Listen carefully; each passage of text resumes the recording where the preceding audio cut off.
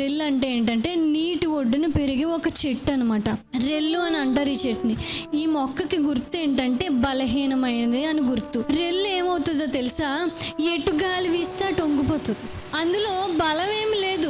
ఎవరైనా మనుషులు దాన్ని తగులుకుంటూ నడుచుకుంటూ వెళ్ళారనుకో, విరిగిపోయి వంగిపోయి ఎండిపోయినట్టు అయిపోతుంది. అంత బలహీనం అయిపోతుంది, అంత విలువలేనిదే. ఇంకా ఏమైనా బ్రతుకు ఆశ ఏమన్నా ఉందో, నేను బ్రతుకుతాను కొద్ది రోజులు అని చెప్పి ఏమీ లేదు. ఎప్పుడు ఏమవుతుందో తెలియని పరిస్థితి, ఏ సైడ్ నుంచి ఏ ప్రమాదం వస్తుందో తెలియలేని పరిస్థితి, ఏ రోజు ఏమవుతుందో ఏమీ తెలియలేని ఒక బలహీనమైన రెల్లు ఆల్రెడీ నలిగిపోతుంది, ఆల్రెడీ చితికిపోయింది.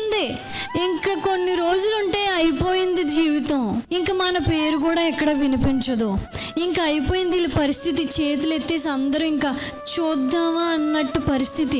నలిగిన రెల్లులా అయిపోయిన జీవితాలనంట దేవుడు ఇంకా నలిపేయడం, ఇంకా విరగొట్టేసి ఇంకా విరిచేయడంట దేవుడు ఏం చేస్తాడు తెలుసా?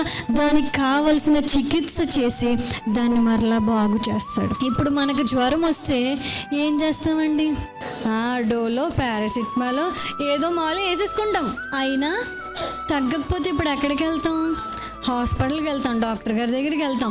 ఆయన మాత్రమే దానికి ట్రీట్మెంట్ చేయగలరు కాబట్టి ఆయన దగ్గరికి వెళ్తేనే అది పరిష్కారం అవుతుంది. మనం అదే ట్యాబ్లెట్, బ్లూ కలర్ ట్యాబ్లెట్ పట్టుకుని ఉంటే తగ్గుతుందా? డాక్టర్ గారి దగ్గరికి వెళ్తే కొంచెం యాంటీబయాటిక్ కూడా కలిపి ఇచ్చి దానికి తగిన చికిత్స చేస్తాడు. అలాగా దేవుడు కూడా నలిగిన రెల్లులా అయిపోయిన జీవితాలు ఎలా చికిత్స చేయాలో, ఏ ట్రీట్మెంట్ చేస్తే వాళ్ళు దాని నుండి బయటపడతారో ఆయనకి బాగా తెలుసు. ఇప్పుడు వైద్యులు ఉన్నారనుకోండి, పార్ట్స్కి మాత్రమే వాళ్ళు వైద్యం చేస్తూ ఉంటారు. కానీ దేవుడు దేనికి వైద్యం చికిత్స చేస్తాడో తెలుసా?